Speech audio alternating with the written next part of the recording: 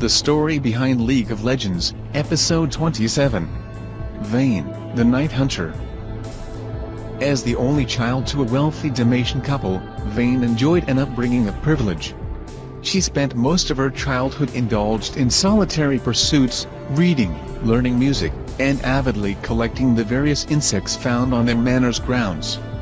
Her parents had traveled across Runeterra in their youth, but settled in Demacia after Shauna's birth because, more than any place they'd found, Demacians looked out for one another. Shortly after Vayne's 16th birthday, she returned home from a midsummer banquet and saw something she would never forget. An unspeakably beautiful, horned woman stood before the bloodied corpses of her parents. Vayne screamed in agony and terror. Before disappearing, the demon looked down at the young girl and flashed her a terrible, lustful smile. Vayne tried to brush the bloody hair out of her mother's eyes, but that haunting smile lingered in her mind, growing and consuming her.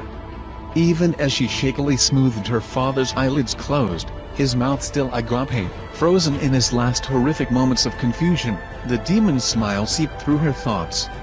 It was a smile that would fill Shauna's veins with hatred for the rest of her days. Vayne tried to explain what happened, but no one truly believed her. The thought of a demon on the loose, in the well-defended, magic-averse kingdom of Demacia, of all places, was too far-fetched to consider. Vayne knew better. She knew from the demon's smile the enchantress would strike again.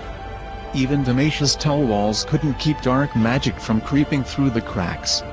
It may disguise itself with subtleties or keep to shadowed corners, but Vayne knew it was there. And she was done being afraid. Vayne had a heart full of hatred and enough coin to outfit a small army, but where she would go, no army dared follow. She needed to learn everything about dark magic, how to track it, how to stop it, how to kill those who practiced it. She needed a teacher.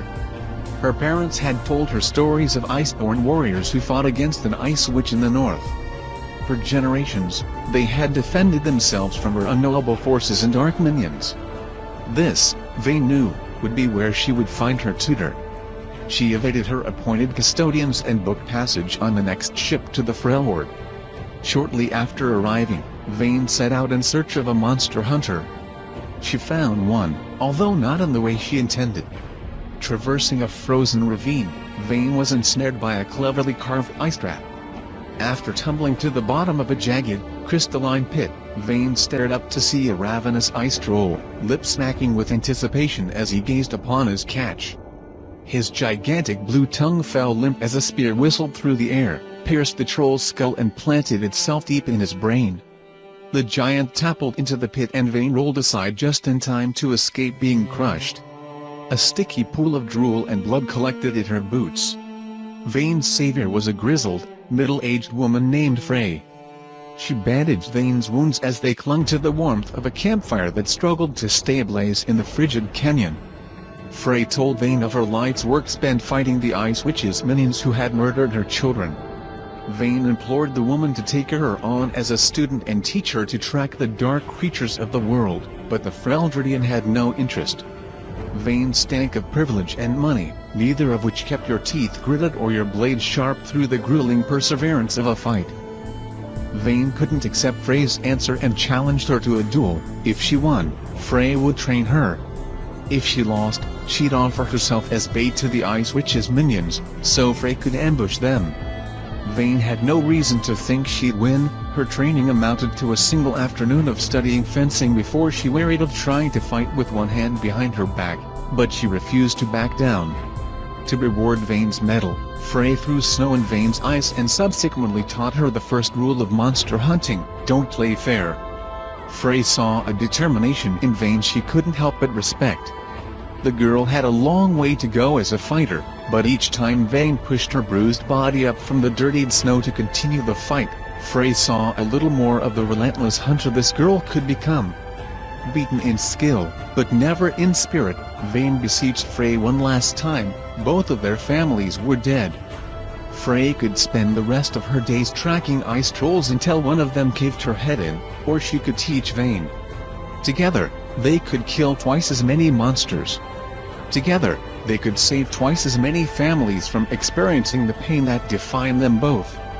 Frey saw the same hatred and loss in Vayne's eyes her own had burned with for years. Frey agreed to accompany Vayne back to Demacia. Together they made the journey south, heavily disguising Frey to elude Demacia's border guards. Once back at Vayne's estate, the two spent years training. Despite the pageant of suitors who solicited Vayne's company, Shauna had no interest in anything other than training with Frey. As a result, the two became incredibly close. Frey taught Vayne the fundamentals of dark magic, conjured beasts, and vile spells. Vayne committed every word of Frey's teachings to heart, but found it slightly unnerving that Frey never explained how she came to know so many specifics of these malefic practices. Due to the kingdom's watchful soldiers and anti-magic trees, dark creatures were rare within Demacia's walls, so Frey and Vayne would venture into the border forests at night to hunt. Vayne earned her first kill, a bloodthirsty creature who preyed on traveling merchants, at the age of 18. Soaked in the creature's viscera, something awoke within Vayne, pleasure. The hot flush of vengeance and violence raced through her blood, and she relished in the sensation. Vayne and Frey spent several years hunting dark creatures, their respect for one another growing with every kill. One day, Vayne realized that she loved Frey like a mother, but her emotions of familial love were so tangled with pain and tainted by trauma, Vayne fought them as she would any beast out to hurt her. Vayne and Frey traveled Valoran, until tavern tales from the highlands caught their ear, whispering of a demonic horned creature of mesmerizing beauty. According to the stories, the demon had been busy. She'd formed a cult, designed to attract worshippers who would do her bidding. People would walk into the hills, never to be heard from again. It was said the cult's high priests had a holy grounds near the cliffside, where they prepare the demon's sacrificial offerings. Vayne and Frey immediately set off on the hunt. As they journeyed into the hills by cover of night, Vayne found herself distracted. For the first time since their partnership began, she felt worried for Frey, worried she might lose her mother figure for a second time. Before she could confess her fear, one of the demon's priests lunged from the brush, swinging a mace into Vayne's shoulder.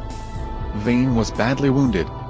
Frey had a brief moment of hesitation, but her eyes steeled with certainty as she apologized to her friend and transformed into a monstrous Reldridian wolf. As Vayne watched in shock, Frey, in her animalistic form, tore the priest's tendons from his throat with a swift snap of her mighty jaws. With the priest's body laid strewn at Vayne's feet, Frey retook her human form, yet her eyes betrayed the scared animal within. She explained that after the death of her family, she had become a shaman, inviting the curse upon herself in order to gain the power to change shape and fight against the Ice Witch. The ritual that gave her these powers involved dark magic, but she made this sacrifice to protect Vayne. Put an arrow through Frey's heart without allowing her another syllable. Whatever affection she had felt for Frey evaporated upon discovering her true nature. A tear formed in Frey's eye as she collapsed, but Vayne didn't notice. Whatever warmth the two had shared died with Frey. There were still hours left before dawn, which meant hours left to continue the hunt. Vayne thought only of the demon. The kill that would be hers to save her. And all the kills to come. Runeterra's underworld would come to fear her, just as she had once feared them. For the first time since her parents' death, Vayne smiled. Thank you for watching. Please don't forget to share video and subscribe us channel.